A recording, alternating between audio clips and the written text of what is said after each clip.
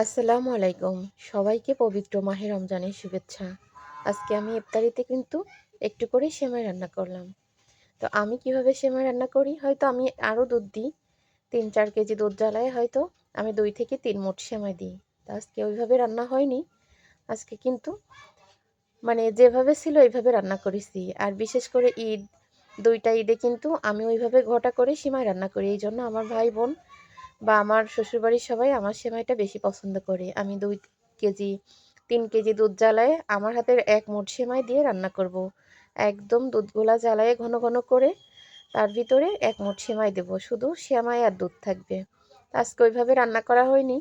আজকে যতটুকু দুধ ছিল ১.৫ কেজির মতো দুধ ছিল, তাই দিয়েই আর কি ১ প্যাকেট সেমাই রান্না করলাম। তো আমি কিন্তু সবসময় সেমাই রান্না করলে বাদামটা একটু ভেজে গুঁড়া করে দিই।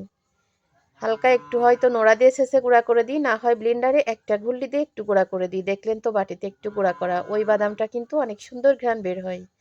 আর এখানে এই যে দুধ জাল করে উতলায়ে তারপরে হচ্ছে ২-৩ উতলানি দিয়ে এই যে একটু গুঁড়া করা বাদাম এই যে দিয়ে দিচ্ছি। এত সুন্দর ঘ্রাণ বের হয়। আর বাদামগুলা দাঁতের নিচে পড়লে কিন্তু বেশ ভালোই লাগে খেতে। এভাবে সিমাই রান্না করে খেয়ে দেখেন। আর সেমাইটা যখন হয়ে যাবে তখন কিন্তু কিশমিশ দেবেন। কিশমিশ আগে দিলে কিন্তু দুধ কেটে যাবে। ২ টা দারচিনি দিছি, ২-৩ টা আ এলাচ দিছি, ২ টা এলাচ দিছি, ২-৩ টা দারচিনি দিছি। দিয়ে কিশমিশ দেব এখন। বাদাম দিয়ে দিছি আগে, যেহেতু সিমাইটা হয়ে গেছে এখন কিশমিশ দিলে দুধ কেটে যাওয়ার আর কোনো ভয় থাকবে না।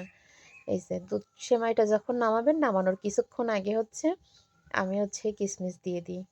তো আজকে যেভাবে ছিল এভাবে রান্না করলাম। তারপরেও কিন্তু অনেক স্বাদ হবে খেতে, আইডিয়া করে বসতেছি, যেহেতু এখনো রোজা আছি, ইফতারিতে আজকে কিন্তু ভিন্ন কিছু। আজকে ছোলা রান্না করেছি কিন্তু ইফতারির জন্য